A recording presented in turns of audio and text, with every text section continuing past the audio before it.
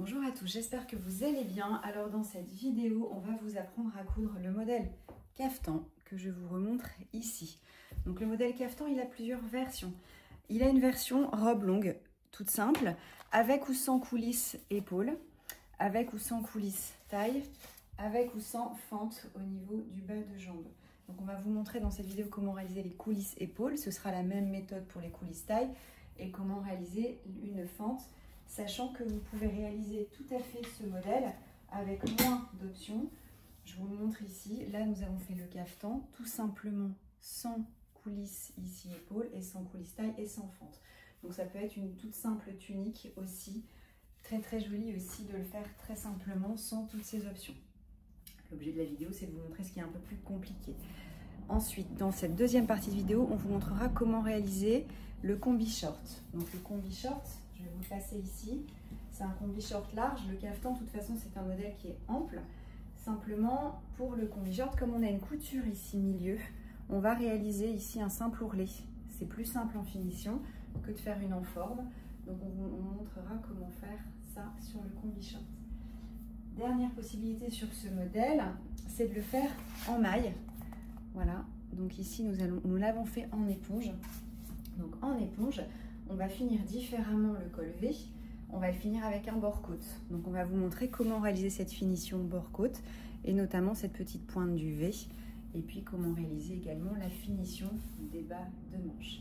Voilà, bonne couture à vous. Donc on commence cette vidéo par le caftan long avec fente, avec coulisses épaules et une finition en forme au niveau donc du col V. Une petite précision avant de commencer. Donc là, pour la finition du col V, on va faire une finition en forme. Voilà, donc en forme au niveau du dos, en forme au niveau du V. Cette finition est beaucoup plus simple à faire et beaucoup plus jolie. Donc c'est pour ça qu'on a choisi dans la nouvelle version de Patron, donc dans la nouvelle version de Patron qui intègre les valeurs de couture. C'est un moyen de savoir si vous avez la dernière version de Patron. On a retenu uniquement cette finition. Dans l'ancienne version de Patron, donc l'ancienne version de Patron, il n'y avait pas les valeurs de couture. On proposait les deux options. On proposait l'option en forme et on proposait l'option bande de propreté. Donc la bande de propreté, c'est une bande qui est coupée dans le droit fil et donc qui permettait de faire une finition comme ceci. Cette finition, à moins d'être une couturière professionnelle, elle est hyper dure à réaliser. Donc on a fait le choix dans la nouvelle version de Patron de ne pas vous embrouiller et de vous mettre que la version la plus simple et la version qui fera une jolie finition au niveau de votre col V. Voilà, vous avez toutes les infos. Néanmoins, on va quand même laisser sur le site pendant peut-être une année ou deux l'ancienne vidéo pour celles qui veulent quand même essayer la bande de propreté. Dans ce cas, faites peut-être un petit test sur un tissu sur lequel vous n'avez pas trop d'engagement pour voir si cette finition vous convient. Donc pour faire cette version que je viens de porter, vous allez couper le devant col V au pli, le dos donc également au pli, les deux poches et les coulisses épaules. Vous allez ensuite démarrer par les poches. Donc nous allons réaliser des poches prises en couture. Vous allez poser une première poche, donc endroit contre endroit. Ce tissu est pratique parce que on voit bien l'envers du tissu. Une fois positionné votre poche, donc selon le repère du patron, vous allez ici cranter au niveau des deux repères qui correspondent aux entrées de poche et vous allez piquer ici à 1 cm entre ces deux repères. Une fois que vous avez fait ça, vous allez pouvoir surjeter. J'ai mes repères, j'ai surjeté ensuite la lisière. Vous allez ensuite ouvrir votre poche comme ceci, bien repassé, et vous allez faire une petite couture, une petite piqûre à 1 mm, voilà, entre ces deux repères.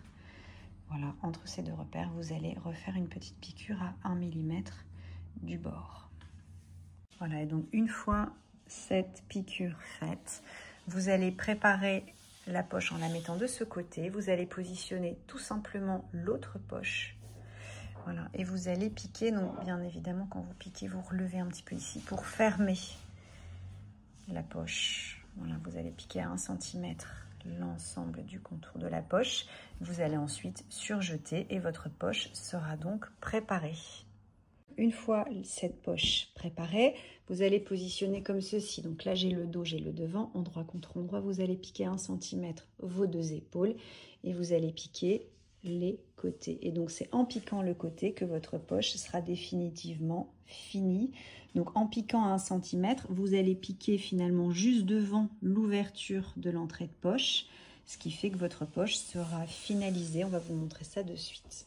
Donc là, les épaules ont été piquées et également donc les côtés. Quand vous piquez entièrement les côtés, c'est que vous faites du coup le cafetan sans fente. Voilà, vous piquez jusqu'au bout. Vous pouvez, si vous le souhaitez, faire une fente. Là, on l'a fait pour vous montrer sur un des côtés.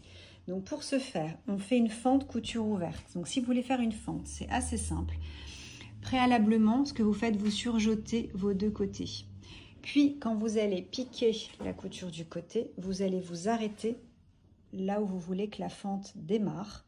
Puis, vous allez ouvrir sur 1 cm de chaque côté, comme ceci. Voilà. Vous allez ouvrir au fer et vous allez ensuite faire une piqûre à 1 mm pour marquer la fente de chaque côté. Maintenant, nous allons attaquer la finition donc, de l'encolure V. Pour ce faire, vous allez couper donc l'enforme V, l'enforme dos, thermocoller chaque tissu, piquer positionner comme ceci, piquer à 1 cm les 2 côtés et ouvrir vos coutures au fer. Vous allez ensuite surjeter l'ensemble du contour extérieur pour l'enforme V et l'enforme dos. Une fois que ça c'est préparé, vous allez positionner comme ceci. Voilà, tout simplement. En forme V devant contre le V devant et pareil pour le dos. Vous allez positionner les coutures côté ensemble en couchant côté dos vos coutures et vous allez piquer à 1 cm l'ensemble, voilà, du V devant et du dos. Une fois piqué, ça donne ça. Vous voyez ici, je suis sur l'envers. Vous allez maintenant attaquer la finition de la version sans manche. Donc très simple, vous allez faire un ourlet 1-1. Donc vous allez replier sur 1 une première fois, une deuxième fois sur 1 et vous allez piquer à 1 mm du bord. Une fois le col piqué, vous pouvez en option réaliser une couture morte pour que le col reste bien positionné en place. Donc pour ce faire, vous allez tout simplement réouvrir l'enforme et vous allez piquer à 1 mm voilà, sur l'ensemble du col pour que le retour de couture reste bien couché côté en forme. Enchaîner avec les ourlets donc de la version sans manche, donc ça va être très simple. Vous allez replier sur 1 cm une première fois, une deuxième fois. Vous pouvez presser au fer pour bien maintenir en place et vous allez piquer à 1 mm du bord sur l'ensemble des 2 versions sans manche. Maintenant, on va poser les coulisses épaules. Donc là, j'ai mis la robe sur l'envers. Vous avez l'enforme et l'ourlet qui était fait. Pour préparer les enformes, pour préparer les coulisses des épaules, donc là, le tissu, il a été coupé comme ça. Vous allez préalablement replier les extrémités 1 cm pressées au fer, puis repasser également les extrémités latérales. Vous allez centrer ensuite avec un petit trait le centre du coup de la coulisse des épaules, ce qui vous permettra de bien centrer la coulisse épaule sur l'épaule. Donc ensuite vous allez positionner comme ceci cette coulisse préparée. Voilà. Grâce au trait, on va pouvoir centrer le trait sur la couture comme ceci. Voilà. Et vous allez repiquer là où il y a le trait dans la couture de l'épaule afin d'avoir qu'une seule trait de pique. Voilà. Vous allez piquer ensuite les 2 côtés ici, puis le centre au milieu. Ces 2 parties resteront ouvertes, non piquées, ce qui vous permettra ensuite de passer une petite cordelette. Vous pouvez en option également mettre une coulisse au niveau de la taille pour ceinturer le cafetan. Pour ce faire, sur le patron, vous avez la position de la coulisse pour le dos et pour le devant. Au niveau du devant, vous allez préalablement, sur le centre, faire une petite boutonnière qui vous permettra de faire sortir la cordelette. Puis vous allez préparer vos bandes comme ceci. Donc vous allez tout simplement replier de 1 cm, repasser. Et vous allez ensuite positionner donc la coulisse taille au niveau du patron. Vous allez tout simplement piquer à 1 mm du bord les 2 côtés et votre coulisse est terminée. Donc avec ce modèle, vous pouvez également faire la version combi short. Donc sur la version combi short, le montage va être légèrement différent, notamment au niveau de l'encolure V. Ce que vous allez faire, vous allez préalablement, en premier, vous allez surjeter l'ensemble de vos pièces. Tout a été surjeté avant assemblage. Puis vous allez piquer vos deux épaules. Puis vous allez faire en une seule fois les ourlets donc du V avec le dos. Quand vous faites ça, la couture ici n'a pas encore été assemblée. On vous montre vraiment le montage le plus simple pour réaliser ce combi short. Donc je résume, vous surjetez, vous piquez vos deux épaules, vous faites l'ourlet tout simplement en faisant un repli de 1 cm et vous piquez dans le surjet pour l'encolure V et pour le dos. Une fois l'ourlet réalisé, vous allez tout simplement piquer, on va vous montrer, voilà, vous positionnez dans ce sens-là et vous allez piquer à 1 cm le devant. Et faire la même chose pour le dos. Donc vous allez piquer à partir du repère et pour créer la fente pour pouvoir passer votre combi, vous allez replier 1 cm de chaque côté, repasser pour maintenir en place, piquer dans le sillon. Vous pourrez ensuite au niveau du dos coudre un bouton et coudre un petit lien pour pouvoir fermer votre combi. Une fois ces coutures faites, vous allez coudre tout simplement les deux côtés, vous ouvrez ensuite vos coutures au fer et vous allez réaliser donc l'ourlet sans manche comme tout à l'heure en repliant de 1 une première fois, puis de 1 une deuxième fois et piquer à 1 mm du bord. Et une fois donc cette couture faite, vous allez tout simplement assembler l'entrejambe comme ici. Sur cette version combi short, vous pouvez également rajouter une coulisse taille, vous pouvez également rajouter une poche plaquée dos. Pour ce faire, vous avez pas mal de vidéos dans notre rubrique vidéo de couture pour assembler une poche plaquée dos. Enfin, pour faire l'ourlet du bas, comme vous avez surjeté, vous allez replier sur 3 cm, presser au fer et piquer au milieu du surjet. Le caftan peut également être réalisé en maille avec du bord-côte. Donc on va vous montrer la réalisation. C'est encore plus simple. Vous allez piquer uniquement les épaules et les côtés. Vous allez préparer vos bandes de bord-côte, vous allez positionner vos bandes de bord-côte endroit contre endroit, piquer à 1 cm.